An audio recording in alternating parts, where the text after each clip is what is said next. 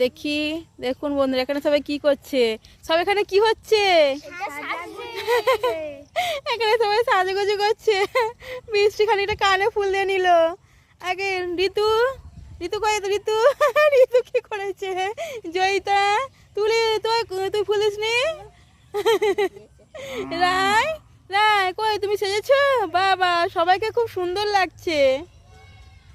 দেখুন বন্ধুরা সবাই এখানে ফুল দিয়ে সাজগোজ করছে।